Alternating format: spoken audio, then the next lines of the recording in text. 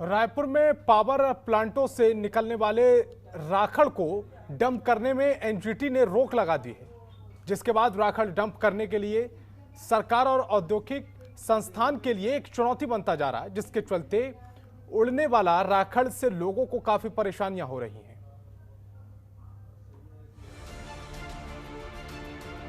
Fly ash को 100% इस्तेमाल करने की केंद्र सरकार की योजना पर धरातल पर कुछ परिणाम नहीं दिख रहा है। दरअसल प्रदेश के बिजली संयंत्रों से निकलने वाला फ्लाई ऐश का एक बड़ी समस्या बनती जा रही है। हर रोज निकलने वाली हजारों टन राखड़ का क्या किया जाए, इसका ठोस उपाय किसी के पास नजर नहीं आ रहा है, न ही संयंत्र इसे कायदे से ठिकाने लगा पा रहे हैं। हर पावर प्लांट अपने यहाँ निकलने वाली राखड़ का पूरी तरह से इस्तेमाल करें।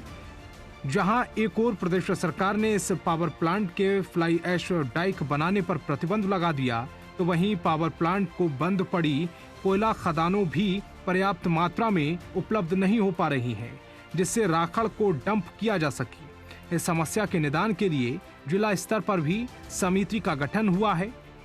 फिक्की के प्रदेश अध्यक्ष प्रदीप टंडन ने कहा है कि बिना ऐश डाइक के कोई भी समाधान नहीं निकल सकता है।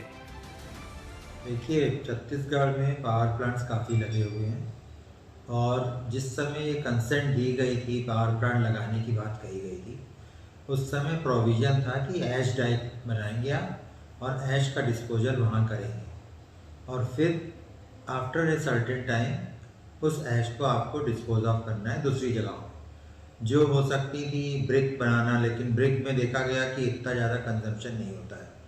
तो फिर गवर्नमेंट ने कहा कि इसको लैंड फिलिंग में यूज़ किया जाए, अगर रोड्स बन रही हैं तो रोड्स में यूज़ किया जाए। तो इसमें गवर्नमेंट का इंटरवेंशन की ज़रूरत पड़ेगी कि जितनी रोड्स बन रही हैं उसमें कंपलसरी किया जाए। MOEF ने इसमें बहुत सारी गाइडलाइंस निकाली, फिर NGT ने इसमें निकाल दिया कि ऐश डाइक बिल्कुल नहीं दिया जाएगा। तब सबसे बड़ी दिक्कत शुरू हुई सारे पावर प्लांट्स के लिए, बिकॉज जब हम पावर बना रहे हैं उस समय जो ऐश जनरेट हो रहा है वो स्लरी फॉर्म में पहले कहीं पर जाएगा, किसी जगह पे हमें उसको स्टोर करना है और उसके बाद ही वो डिस्पोज ऑफ हो सकता है। जैसे जैसे पता लगेगा उसका रिक्वायरमेंट कहाँ पर है, वो ट्रांसपोर्ट किया जा सकता है। वहीं इस मामले पर पर्यावरण अधिकारी SK वर्मा ने बताया है कि फ्लाई ऐश का ईंट कंस्ट्रक्शन में उपयोग किया जा सकता है। इसके अलावा सड़क बनाने में भी इसका उपयोग किया जा सकता है। फ्लाई ऐश निपटान के लिए पर्यावरण मंत्रालय द्वारा समय समय पर अधिसूचना जारी की गई है। उसमें विस्तृत रूप से दिशा निर्देश दिए गए हैं, जिसके तहत फ्लाई ऐश को फ्लाई ऐश बेस्ड प्रोडक्ट बनाने में, जैसे फ्लाई ऐश का ईंटा हो गया, ब्लॉक्स हो गया, प्लेट्स हो गए, उसको बनाने में उपयोग किया जा सकता है।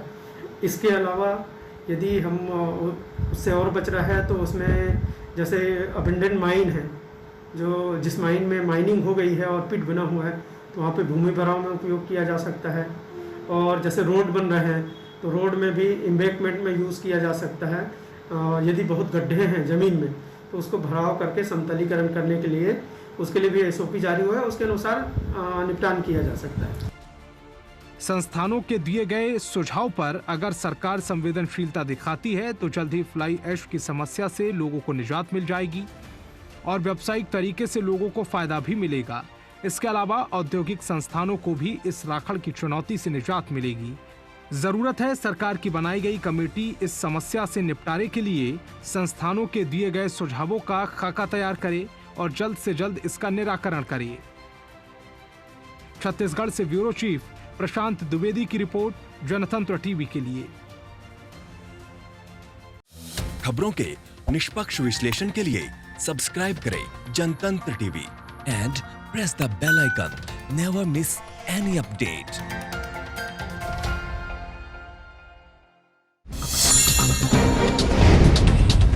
Download the Janatantra TV app, available on Google Play and App Store. Download it now.